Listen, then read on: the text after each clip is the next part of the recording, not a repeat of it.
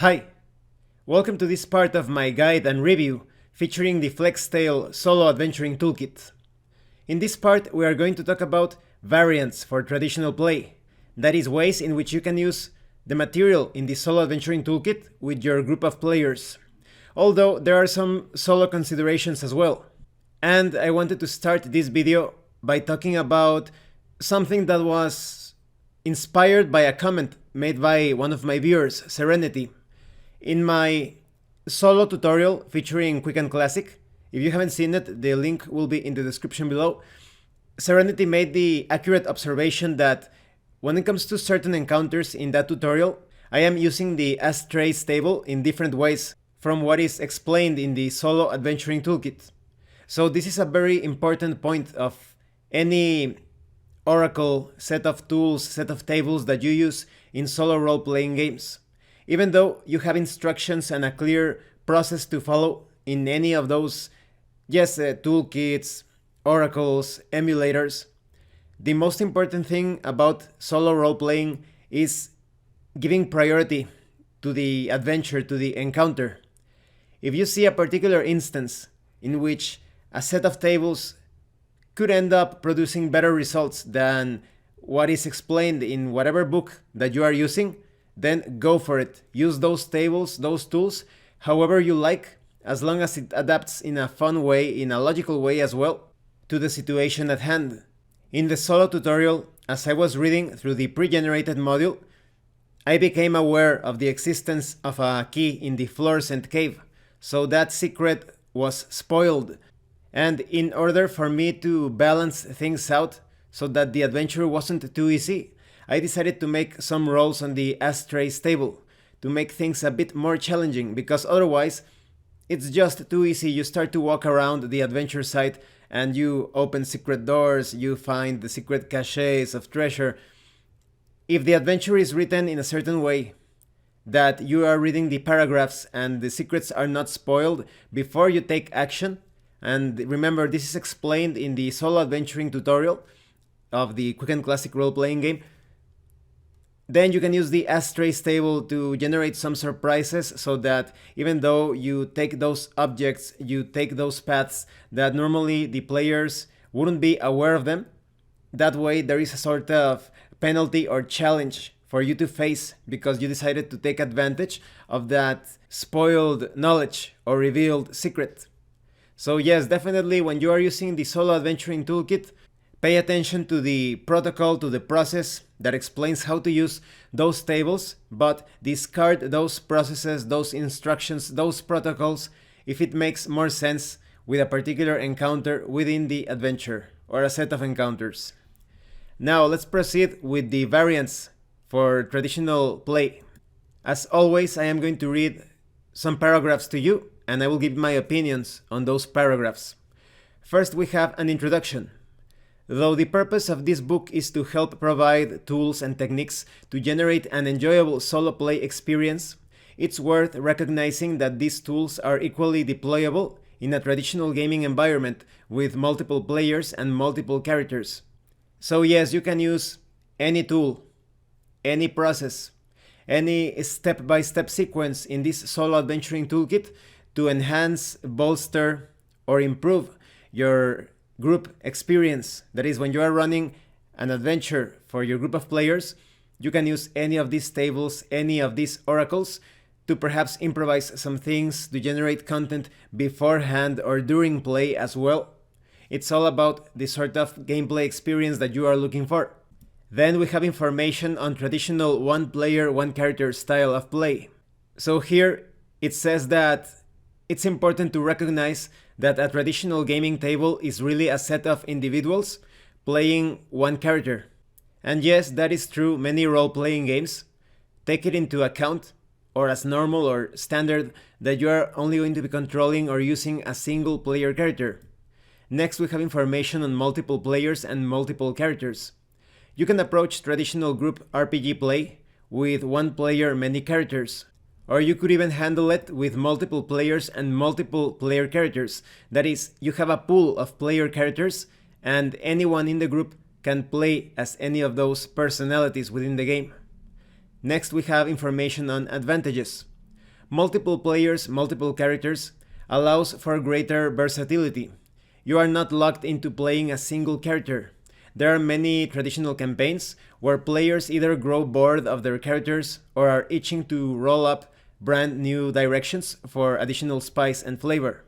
Now, this also poses some challenges, because if everyone is using several characters, sometimes switching characters between the players, you have to get used to the different spells, abilities, and feats, any sort of power or feature that a particular character has. Maybe sometimes you are playing as the tank of the group, as a warrior, as a paladin, and then you switch up to a necromancer, a rogue. They are going to be very different styles of play. And when it comes to their personalities and their background, depending on their alignment, their personal history, you will have to adjust to the particular way of portraying that specific player character. So multiple players, multiple characters is pretty straightforward. You roll up additional characters and control them as you normally would. That's it. You have a pool of characters to choose from. You roll as many player characters as you wish for the adventuring party. Each player character may be controlled by one or more players in a flexible manner. When it comes to the advantages, PC pools allows for veteran players to control multiple player characters and augment the abilities of the party. Sometimes some veterans, some advanced players think of interesting ways on using the abilities of the wizard, of the sorcerer, of the warlock, and they are itching to play as them, to control them for a particular combat encounter. So this is a good excuse to do that. You could handle things randomly or switching characters between turns, and this presents also an advantage for those that are quite busy. Many adults have different duties, jobs, they work, sometimes they need to go out of town to work, sometimes they can't play because they need to take care of their children. But in this way you have this pool of player characters. And of course, if you only have a very small group of, let's say, 3 players, and one of them cannot make it, or 2 of them cannot make it, 1 or 2 of those players could take control of various player characters at the same time. And then the other ones would only need to catch up in the next session to see what happened. But like I said, there are challenges. Care must be taken when multiple players may wish to control the same character. Perhaps a round-robin solution might help this scenario, wherein each player who wants to control a certain player character gets a turn, and that control rotates session to session, or like I said, maybe between encounters. Any player character whose control is shared may be complicated if 2 or more players disagree as to that player character's next action, response, or stance on the situation. Such conflicts can easily be resolved by barter, taking turns, or a simple roll-off, where the players involved in the disagreement each roll a die, and the player whose score is highest gets to dictate the next action for the conflicted player character. So that's basically it when it comes to this small subsection of the Solo Adventuring Toolkit. Yes, there are many advantages and disadvantages. First, I wanted to talk about how this relates to solo role-playing games. I have talked about this in other parts of this guide and review, and maybe in future parts I will also mention some things related to this as well. But when you have an adventure that is designed for many player characters, you will either have to find a way to make a single player character stronger, more capable than an entire group of player characters.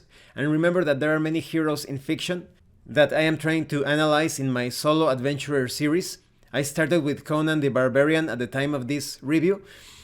I'll see if in a month or 2 I can create the next video for the next Solo Adventurer. But you can see, in the case of those larger than life heroes, they are pretty much a one-man party situation. So the Solo Adventuring Toolkit does offer several options to create incredibly remarkable and powerful player characters. But if you prefer a different approach, where you have a different set of skills and powers and spells, the only way to experience that in a satisfying way is to have a party of adventurers. So it's a good idea for a single player in a solo environment to get used to the concept of controlling perhaps 2 or 3 or perhaps even 6 player characters at the same time. It depends on the system, on your familiarity with the system, on the time that you are willing to invest, because like I said in other parts, sometimes there is a lot of bookkeeping involved, but there are some role-playing games like the quick and classic role-playing game where you can easily control a party of 6 or even 8 player characters at the same time because everything is so simple and the task and conflict resolution is handled very smoothly. Those role-playing games are perfect for that. Now, switching back to playing with your group, when it comes to the PC pools, the pools of different characters, I actually prefer it when you have like a Trupe style of experience, like in the case of Ars Magica or Ghastly Affair. In those role-playing games, you have this group of player characters. Some of them are like the main characters, the other ones are supporting characters, and depending on the session of the adventure, you can have a player controlling a group of them, or perhaps just one of them, but different each time with each adventure. You can also switch the roles of Game Master or Game Director, or however that role is called, depending on the game, so that Game Master can participate as a player character in the next session, and another one takes over because there is this pool of player characters. But of course, you need to handle this in a mature way, because otherwise there are going to be conflicts when someone gets a character killed.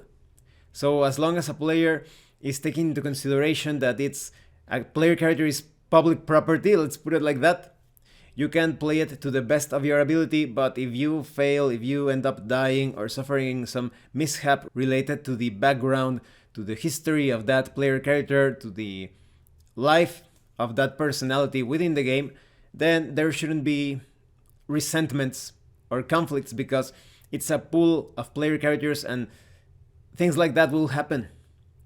So yes, this section is very important if you want to enhance or support that sort of experience when it comes to playing with your group of players, but it also makes you think about the particular challenges when it comes to playing different player characters as a solo player. In my case, I think the only conflict comes from bookkeeping and perhaps being aware of the different abilities and tools and weapons of the different player characters. It happens to me sometimes. I am controlling several characters and I forget that this character has this spell or these skills or ranks in this particular area, and I end up failing some tasks or handling combat in a less than effective way. That's why I really like Quick and Classic for solo role-playing games, because like I said, it's so simple. It's very easy for you to remember and to be aware of what character does this or that. Well, thank you for watching this part of the guide and review. If you have any comments or questions, please let me know. And thank you so much to those of you that have been supporting the channel by sending drive-thru RPG gift certificates. If anyone else wants to further support the channel, the information on how to do that will be in the description below. Once again, thank you and see you later.